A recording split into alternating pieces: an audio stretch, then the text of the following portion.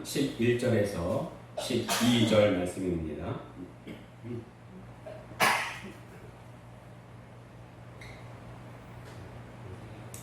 두 절밖에 안 되니까 함께 읽도록 하겠습니다. 시작. 모세가 나를 보내던 날과 같이 오늘도 내가 여전히 강건하니 내 힘이 그때나 지금이나 같아서 싸움이나 출입에 감당할 수 있으니 그날에 여호와께서 말씀하실 이 산지를 지금 내게 주소서. 당신도 그날에 들으셨거니와 그곳에는 아낙 사람이 있고 그 성읍들도 크고 견고할지라도 여호와께서 나와 함께 하시면 내가 여호와께서 말씀하신 대로 그들을 쫓아내리라 하니. 아멘. 미국에서는 40세를 오버 더 힐이라고 합니다. 오버가 뭐예요? 오버가 뛰어넘다, 넘다, 힐 언덕. 그래서 언덕을 넘어간다 이런 뜻이에요. 그 인생을 80으로 본다면 그 절반을 지나가는 40세를 오버 더 힐이라고 하고, 미국에서는 40세를 특별하게 보내는데 이때 열리는 생일 잔치를 오버 더 힐 파티라고 합니다. 그런데 아이러니하게 오버 더 힐이라는 뜻에는 전성기가 지난 한물간 이런 뜻이 담겨 있습니다. 지금 100세의 시대니까 50세가 오버 더 힐이 되겠지요. 간단히 말하면 오버 더 힐이라는 말은 중반을 지나면 금방 끝이 온다는 말이에요. 중반을 지나면 이제 끝을 준비하라는 말입니다. 자, 그런 면에서 오늘이 7월 첫 주입니다. 1년 중에 딱 절반이 되는 오버 더 힐이 되었습니다. 그 원래와의 의미는 다르게, 원래 의미는 뭐라고 했습니까? 오버 더 힐이 전성기가 지난 한물간. 자, 이 뜻과는 다르게 또 다른 새로움을 맞이하는 소망의 시작점이 되었으면 좋겠습니다. 다들 그러길 원하십니까? 아멘. 그렇다면 오늘 말씀은 잘 들어보시기 바랍니다. 물론 모든 설교를 잘 들어야겠지만 오늘 말씀은 더 깊이 잘 들어주시기 바랍니다. 자, 오늘도 말씀 듣기 전에 우리 다 같이 고백하고 시작하겠습니다. 시작. 오늘도 주님의 아름다우심을 보게 하소서. 아멘. 자, 흐르지 않는 물은 반드시 썩습니다. 그런데 흐르지 않는데도 썩지 않는 물이 있어요. 그게 무슨 물입니까?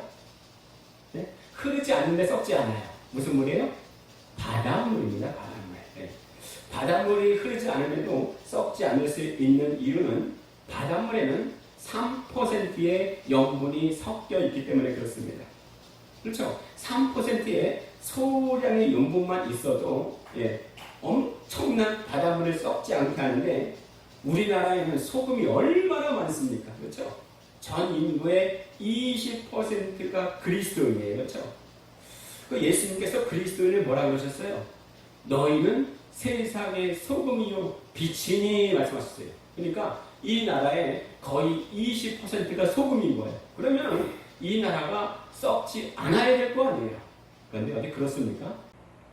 염분이 없는 자칭 그리스도인들이 많기 때문에 그렇습니다. 정치인만 그런가요? 그렇지 않아요. 우리 역시 다르지 않습니다. 이에 대해서 아무리 생각해도 하나의 결론밖에 내릴 수가 없는 거예요. 그리스도인이라 하는 사람들이 예수님 잘못 믿고 있다. 자칭 그리스도인들이 너무 많다는 거예요. 지금은요, 교인으로 산다는 것과 또 목회자로 산다는 사실을 숨기고 싶은 시대가 되었습니다. 많은 사람들이 그런 말을 해요. 교회 다니는 사람들은 말만 잘해. 그런데 하는 것 보면 전혀 기독교인 같지 않아. 눈살을 찌푸리기도 합니다. 실제로 또 교회 안의 중직자가 신문 방송에 오르내리는 경우가 참 많이 있습니다. 제가 아는 어떤 형님이 저를 보면 가끔 그런 말을 해요. 기독교인들, 아니 특히 목사들이 왜 그렇게 안 좋은 뉴스에 자주 나오냐? 이런 말을 해요. 저는 이것저것 변명하긴 하지만 사실은 할 말이 없습니다. 소금이 소금의 역할을 하지 않으면 아무 쓸데없이 밖에 버리워져서 못 사람들의 발에 밟혀진다 말씀하셨는데, 그 말씀이 이루어지는 것을 너무나 쉽게 보는 세대가 되어버렸습니다. 그 3.1 운동 당시엔 전체 인구의 기독교인의 숫자는 1.5%였대요. 그런데 지금과는 비교가 안 될 만큼 그들에게는 선한 영향력이 있었습니다. 신뢰와 존경받았습니다. 또 우리나라의 독립의 주체가 되었고 결국 나라를 해나가는 데에 또 결정적인 역할을 다했습니다. 왜 그래요? 1.5%의 염분 때문이었습니다. 그 시절에 뭐 특별한 프로그램이 있었습니까? 없었어요. 조직력 없었습니다. 교육버스 없었습니다. 화려하고 웅장한 예배당 없었습니다. 목회자들의 스펙 그리고 성도들의 수준도 대단하지 않았습니다. 오히려 먹을 것도 입을 것도 주거지도 부족한 상태였습니다. 그런데 그때는 있을 게 있었는데 성령으로 충만했습니다. 저는 어릴 때 또 특히 고등학생 때에 참 부흥회를 많이 다녔습니다. 그 청년 때는 기도원을 많이 다녔습니다. 그때 목사님들의 부흥사들의 간증을 많이 들었어요. 어떤 사람이 교회에서 불이 나는 것을 보고 불이야! 불이야! 소리 질렀는데 가까이 가보니까 불은 나고 있는데 타지는 않고 있더랍니다. 이런 간증들을 수도 없이 들었어요. 이게 뭐예요? 성령의 나타나심이 있었습니다. 그런데 지금은 교회 안에 열심은 있을지라도 충만은 없어 보여요. 예. 많이 모이는데 초대교회의 영향력은 없어 보입니다. 홍수에 마실 물이 없다고 말씀은 넘쳐나는데 답답하고 허전하고 무기력하고 영적 기근에 허덕이고 있습니다. 과연 왜 그럴까요? 한번 따라해 보시겠습니다. 충분히 자라지 않았다. 그 피터팬 증후군이라는 말이 있습니다. 몸은 커지고 장성했지만 생각과 마음은 어린이 수준에 머물러 있는 것을 피터팬 증후군이라고 합니다. 피터팬 증후군의 특징은 자기만 생각하고 자기의 세계에 갇혀 있다는 거예요. 충분히 자란 사람은 말씀이 실상이 된 사람이에요. 말씀이 실제가 된 사람입니다. 우리 주보에 고린도후서 2장 15절 같이 한번 읽도록 하겠습니다. 시작. 우리는 구원받는 자들에게나 망하는 자들에게나 하나님 앞에서 그리스도의 향기니 그 밑에 빌립보서 2장 3절입니다. 시작. 아무 일에든지 다툼이나 허영으로 하지 말고 오직 겸손한 마음으로 각각 자기보다 남을 낮게 여기고 그 밑에 골로새서 3장 23절 읽겠습니다. 시작. 무슨 일을 하든지 마음을 다하여 주께 하듯 하고 사람에게 하듯 하지 말라. 너무나 좋은 말씀이죠. 그런데 피터팬 증후군이 있는 사람은 이렇게 할 수가 없습니다. 그런 말이죠. 좋은 게 좋은 게 아니라 좋아야 좋은 거다. 아무리 맛있는 떡이 있으면 뭐래요? 먹어봐야 맛을 알지요. 왜 기도하지 않습니까? 두 가지의 이유가 있다고 했죠. 처음에는 하나는 믿음이 없기 때문에, 두 번째는 기도의 맛을 모르기 때문에 그런 거예요. 바울 사도는요, 믿는 자들에게 간곡히 당부한 일이 하나 있었습니다. 그것은 자라야 한다는 거예요. 다시 말해서 어른이 되라는 것입니다. 어른이 되면 저절로 어린 아이의 일을 벗어버릴 수 있기 때문에 그렇습니다. 물론 어른으로 장성하기 위해서는 인간의 노력이나 수양으로는 절대 할 수 없다는 것을 우리 모두가 다 알 것입니다. 그래서 날마다 성령님과의 친밀한 교제를 통해서 자아가 깨지고 순간순간 주님을 바라볼 수 있는 안목이 열려야 됩니다. 지금 교회가 세상의 신뢰를 받지 못하고 오히려 비난을 받는 이유는 하나도 이상할 것이 없어요. 왜요? 교회 안에 이렇게 충분히 자라난 사람이 흔치 않기 때문에 그렇습니다. 주님의 소원은 우리가 젖먹이로 계속 머물지 않고 그리스도의 장성한 분량까지 계속 성장하는 것을 원하세요. 올 한 해 절반을 넘기는 이 시점에서 우리는 아이가 되지 않고 영적으로 성장하기 위해서 우리가 해야 할 것이 있습니다. 네, 한번 따라하겠습니다. 첫 번째, 무엇보다 예배를 귀히 여깁시다. 예, 예배는 보는 게 아니고 드리는 겁니다.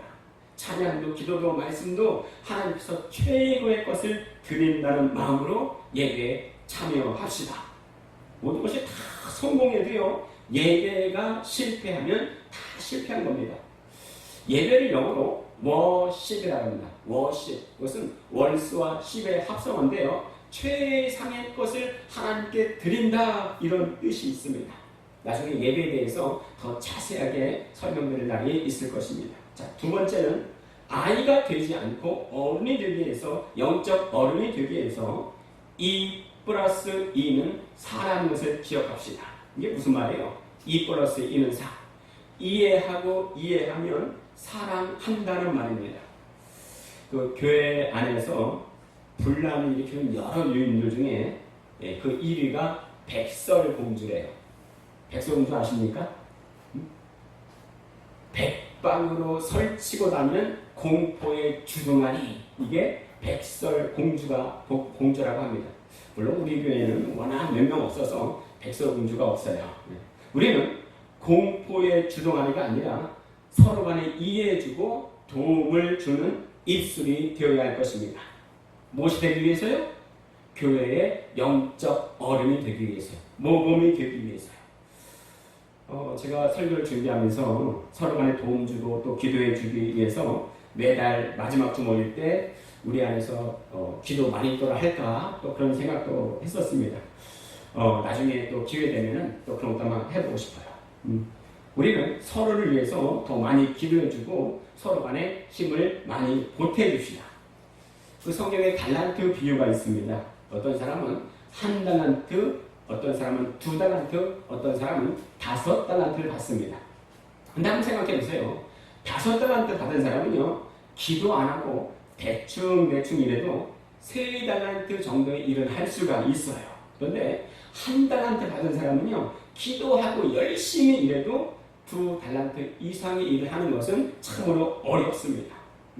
열심히 일을 하는데 별 성과가 없는 사람을 보시거든, 아, 저 사람은 저 그러시구나 생각하시고 이해하시고 더 많이 기도해 주시고 위로해 주시기 바라겠습니다. 지난주 기도회 때에 기도 제목을 쭉 얘기하면서 하나님의 나라 바실레아에 대해서 말씀드린 적이 있습니다. 바실레아란 말은 하나님의 통치, 하나님의 다스림 말하는데요, 거기에는 특징이 있어요. 하나님의 나라에는 특징이 있다는 겁니다. 뭐예요? 지옥과 달라요. 예. 우스갯소리로 그런 말이 있습니다. 천국과 지옥에서도 식사를 하는데요, 똑같이 좋은 밥이 나온대요. 예. 똑같이 긴 숟가락이 나온다는 거예요. 그런데 천국에서는 긴 숟가락으로 밥을 혼자 먹을 수 없으니까 서로 떠먹여준대요. 그러니 서로 맛있는 밥을 먹을 수 있다는 거예요.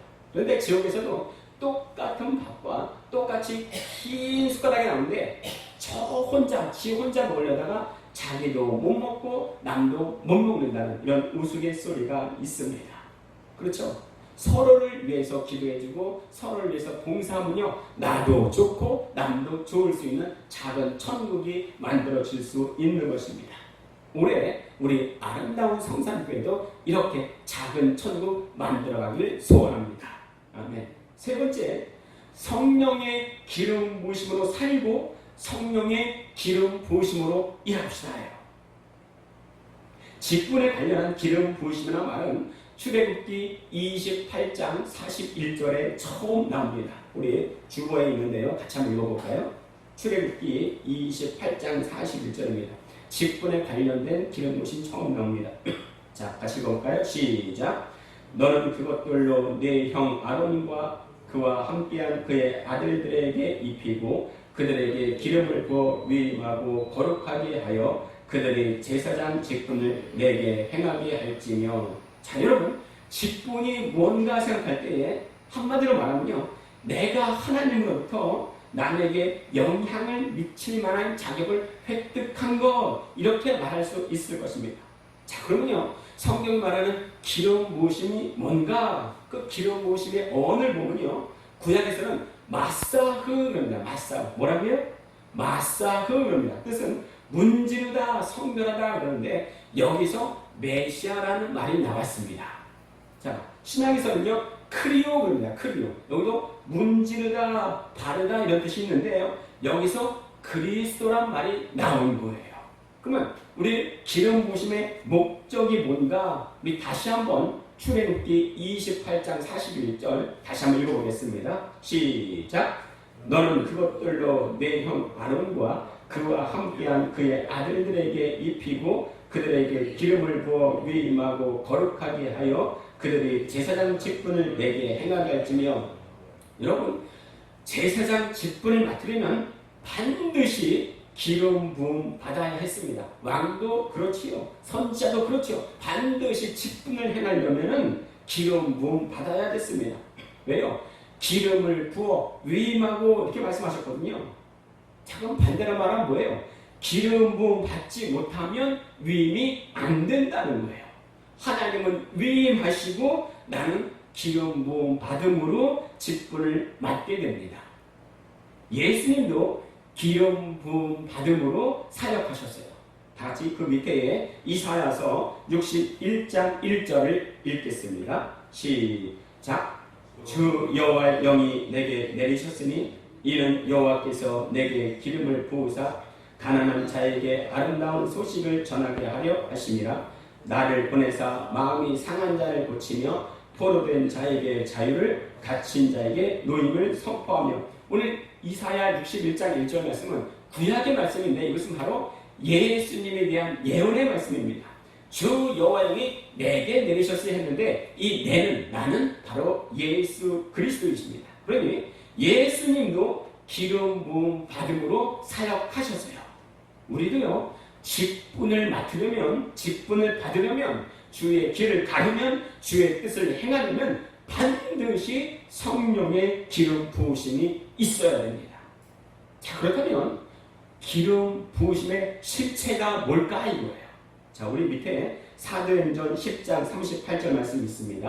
다 같이 읽을 거예요. 시작. 하나님이 나사렛 예수에게 성령과 능력을 기름 붓듯 하셨음에 그가 두루 다니시며 선한 일을 행하시고 마귀에게 눌린 모든 사람을 고치셨으니 이는 하나님이 함께 하셨습니다. 아멘. 구약에서는 실제로 기름을 부었습니다. 근데 신약에서는 그렇지 않아요. 예. 어때요? 예수님 받으신 기름 부으심은 성령과 능력을 기름 붓듯 부으셨다 이렇게 말씀하셨습니다. 성령 보이지 않습니다. 기름 부으심 보이지 않습니다. 그 이전에 하나님께서 제게 기도 훈련을 시키실 때 여러 번 말씀드리지만 기도 훈련이라는 것은 하나님이 기도할 수밖에 없는 그런 환경으로 몰아가시는 거예요. 그리고 그 몰아가심에 내가 순종해서 기도하는 것을 기도 훈련이라 말할 수 있습니다. 자, 기도 훈련 시키실 때에 또 장시간 기도하다 보면요, 정말 기름 부으심이 제 위에, 옷 위에 옷같이 쭉 입혀지는 것을 경험할 수가 있었습니다. 그럴 때요, 얼마나 좋은지 몰라요. 너무나 좋아요. 그런데 단지 내 기분을 좋게 하기 위해서 기름 부음 받는 것이 아니고요, 하나님이 명하신 사역과 직분을 감당하기 위해서 성령의 기름 부으심을 반드시 받아야 돼요. 반드시 필요합니다.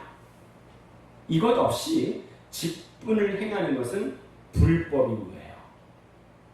내게 직분이 있으려면 성령과 능력으로 기름 붓듯 받아야 됩니다. 누구와 같이요? 예수님처럼요. 그러니 직분 받은 사람들은 틈만 나면, 시간만 나면 내게 주의 일을 위하여 성령과 능력으로 기름 붓듯 부어 주시옵소서 이렇게 기도해야 됩니다. 자, 그러면 직분자들만 이런 기름 부으심이 필요한가? 아니에요. 직분자들뿐만 아니라 모든 그리스도인들에게 이런 성령의 기름 부으심이 필요합니다. 우리 요한일서 2장 20절과 27절 같이 읽도록 하겠습니다. 시작. 너희는 거룩하신 자에게서 기름 부음을 받고 모든 것을 아느니라. 27절입니다. 시작. 너희는 주께 받은 바 기름 부음이 너희 안에 거하니 아무도 너희를 가르칠 필요가 없고 오직 그의 기름 부음이 모든 것을 너희에게 가르치며 또 참되고 거짓이 없으니 너희를 가르치신 그대로 주 안에 거하라. 그래서 오늘 모든 사람들이 기름 부음 받아야 되는 오늘 말씀에서 기름 부으심이 있으면 모든 것을 안다고 하니까 어떤 사람은 그럴 수 있어요. 아 그래? 그럼 기름 부으심이 있으면 성경 볼 필요가 없구나. 기름 부으심이 있으면 아니 설교 들을 필요가 없네. 왜냐하면 기름 부으심이 있으면 모든 것을 다 한다고 하니까. 근데 그런 말씀이 아니고요. 이때 교회 내에는요, 교회 안에는 영지주의라는 이단이 극성이었습니다. 이단이 있었어요. 그래서 사도요한은 네가 이미 들은 복음에 다른 게 필요 없어. 이미 너는 정답 알고 있으니까 다른 이단들에게 가르침 받을 필요가 없고 말씀만 굳게 붙들어. 말씀에 정답이 있어. 이런 말씀이에요. 이런 말씀이에요. 내 안에 기름 부으심이 있어야 다른 요상한 교리에도 흔들리지 않습니다. 이 말은 예수를 믿는다는 것은요, 성령의 인도와 올바른 교제권 안에 머물러 있어야 한다는 겁니다. 그렇기 때문에 제대로 예수 믿는다면 우리 안에서 끝없이 성숙이 이루어지고 피터팬 증후군에서 벗어날 수가 있습니다. 피터팬 증후군이 뭐라고 그랬어요? 몸은 커지고 장성했지만 생각과 마음은 어린이 수준에 머물러 있는 사람을 피터팬 증후군이라고 했습니다. 예. 올해 중반을 넘어가면서 오버 더 힐이 되면서 영적으로 더 많이 성숙해지면 좋겠습니다.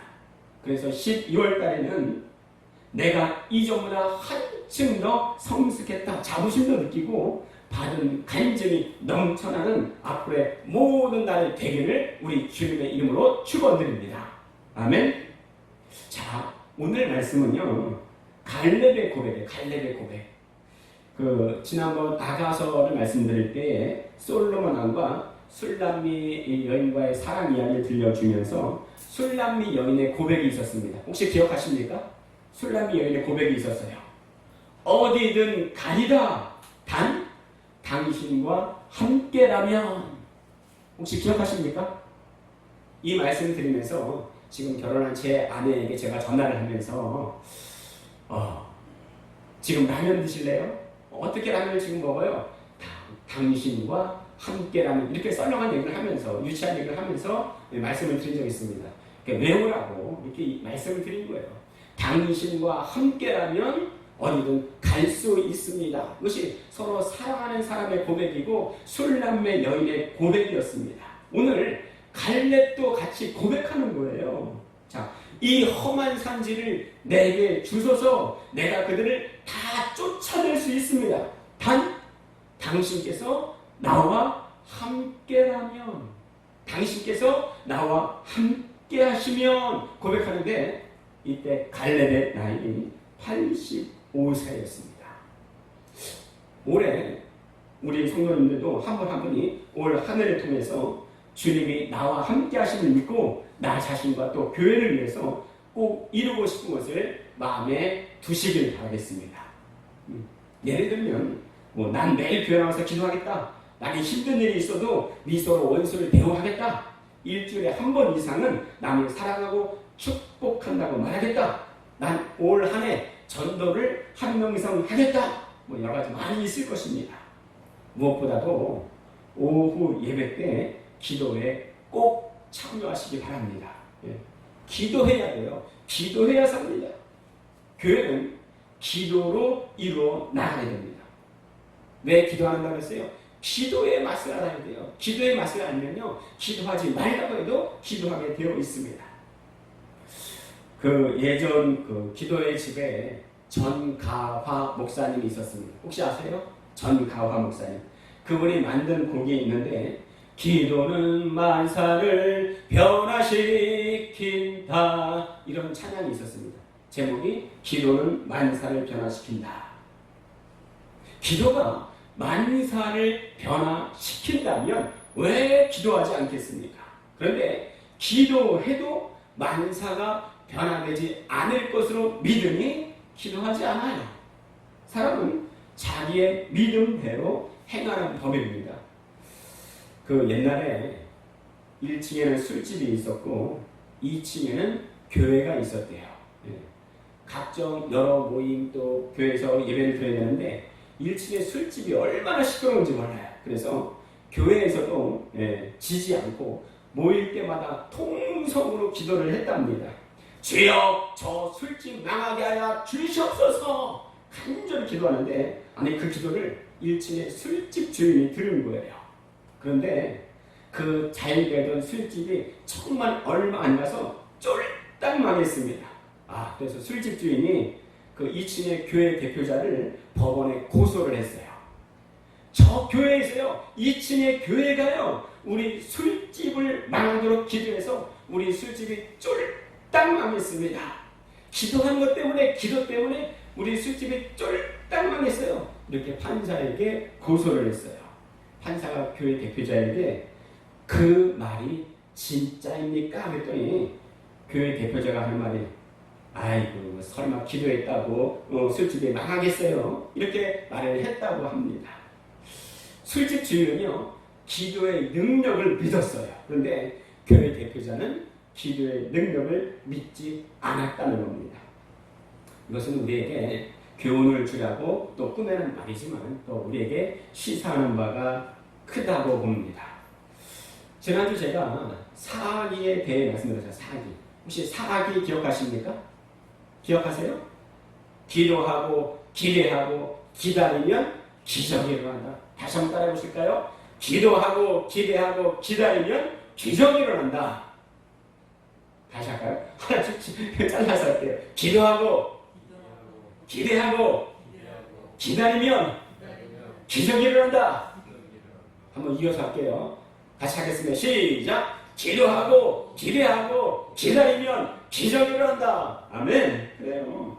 어린아이같이 순전하고 순수하게 기도할 때 역사는 일어납니다. 그 하나님께서 정말 어린아이의 기도, 어린아이 같은 기도에 응답하시는구나 제가 느낀 적이 있습니다. 그 제가 신학을 하기 전에 이것저것 여러 가지를 참 많이 했는데 학교에서 컴퓨터 교사를 한 적이 있습니다. 그때 제가 20대 후반이었는데 그때는 아주 미남이었어요. 뭐 말해도 반응이 없어. 우리 김대는네. 그 아이들이 저를 무지무지 좋아했습니다. 그 중에서 특히 김보연이라는 아이가 있었는데 당시에 초등학교 3학년이었어요. 하루는 학교에 갔더니 저에게 공책 한 권과 장미꽃 한 송이를 탁 주는 거예요. 장미꽃은 조화였습니다. 공책 한 권과 장미꽃 한 송이를 탁 주는 거예요.